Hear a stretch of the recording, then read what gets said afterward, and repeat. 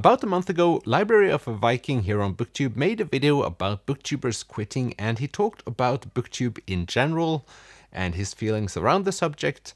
I thought that was a really good video and I wanted to respond because I've had some of the same thoughts and it didn't feel right making a video about some of them, but this was the perfect opportunity. I guess the reason why I haven't been talking that much about this earlier is because I'm kind of a negative person and like talking about negative stuff doesn't really help. So me complaining about how much time it takes me, like filming, editing and talking about stuff in these videos, it feels like something I could just keep to myself as a good introverted Norwegian person, but I found this to be the perfect excuse to start talking a little bit about it. So the time aspect, I know that Elin from Lunacha Books recently talked about this as well. I'll link to her channel. Being like on booktube and having a schedule is, yeah, it's worse than just publishing or releasing videos onto the internet, but having to do it in a specific time and having to do it like you have chosen this yourself. But still, it feels like a pressure. And I guess that I know that my family, not my closest family, but if you go one step further, they don't understand this at all.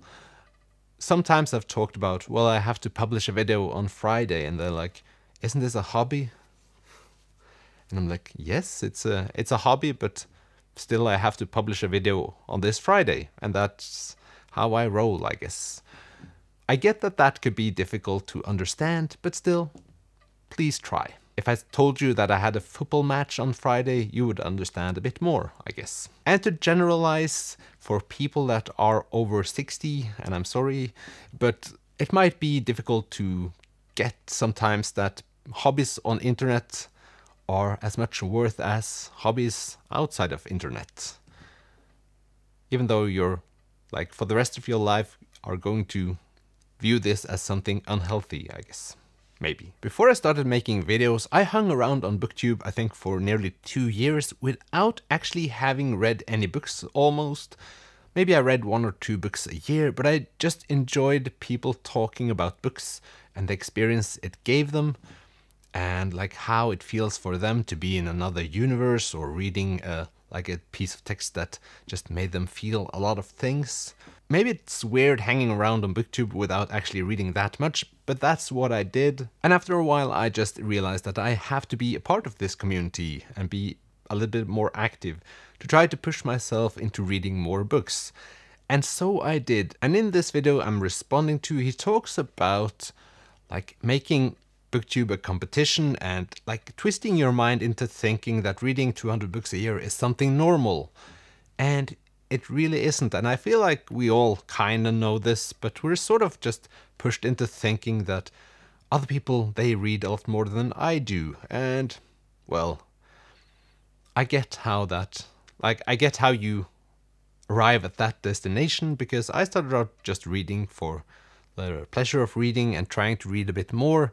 Then last year I had a goal of reading 100 books, because why not? It's doable. But is it a good idea? I found it not to be that good of an idea because I felt like I was rushing through books. And I guess now I realize that by doing this, you don't remember all the books that well, which is kind of normal. If you read several hundred books, you might lose track of some of them because your brain can only do so much. And I watched a YouTube channel for years that's not related to books, but to running, and I think the slogan of one of the people is something like, comparison is the thief of joy, and that is so true, which is kind of the problem with social media in general. If you hang around on social media all day, you'll get fucked up in your head, or yeah, slowly but steadily, if you're not cautious, you'll end up just comparing yourself to other people that might have, I don't know, I was going to say operated a bigger head on themselves. That didn't, yeah, you get what I mean. Also, I've seen a lot of comments over the years about people reading the same stuff, they're affected by each other, and then they just end up reading all the books that's popular on TikTok. Or at least that's what they say. And I guess that I'm a little bit affected by this because I choose books sometimes that I wouldn't normally do in my last video I talked about why women aren't my favorite authors, or why won't I find like my favorite author to be a woman. And I guess if I'm honest with myself, I would have read fewer female authors if I hadn't been on booktube, I think, because some small part of my brain thinks that's important to read like diverse books, or books written by other people than like men in their 30s or 40s or 50s, I guess. That has both positive and negative sides. But if it results in me reading fewer books that I enjoy, that's negative, I guess. It's my conclusion. Also, I've read a whole lot of silly books because of TikTok or Instagram that I could have lived without. But I guess that will happen anyway. But still, I am affected by other places on the internet, and what books I tend to pick up is like a product of me hanging around on the internet. So this is something to, I don't know, it doesn't really matter as long as you read books that you like, and it's no problem being affected by other people's opinions. I don't know, these are just free thoughts floating around. I thought I'd conclude this video with why am I still on booktube? Trying to end this on a positive note. I think I'm a bit pretentious. I think I like myself as a reader. I do enjoy being the reader in the room, being the person that pretends to be intellectual. That helps. It's not purely entertainment. I need to feel like I get something out of things. And I get how people get stuck in this non-fiction thing where they only read non-fiction to feel like they're like moving somewhere, becoming more intelligent, aware, all that kind of thing. My problem is that I like memoirs the best. Like for non-fiction, I enjoy memoirs, and that doesn't really help that much maybe. Then there are the stories. I enjoy stories that makes me feel something.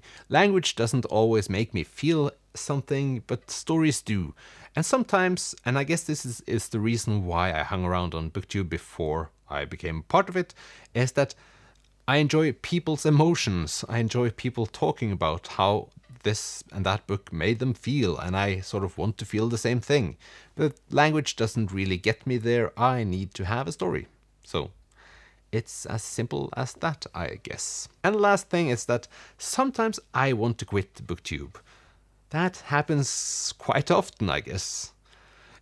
But the reason why I stay on is always, and this is always the case, is that some of you comment in my comment section and we talk about the book, or you recommend me a book, and I feel like there's some part of interaction. Because without that, it wouldn't really count. And I guess I'm not that... I was kind of hung up on numbers when I began booktube, but after a while you sort of just realize that it's fun to do booktube for booktube's sake. It's not like I earn any money from this, so it doesn't really matter that part of it. But still, it's like, if I didn't have the interaction, why bother? So interacting with you that watch my videos, it's the biggest reason I've come to terms with that. So these were my thoughts. Check out Elin's channel and Library of a Vikings channel. I hope you have a pleasant day, and I'll see you soon. Bye!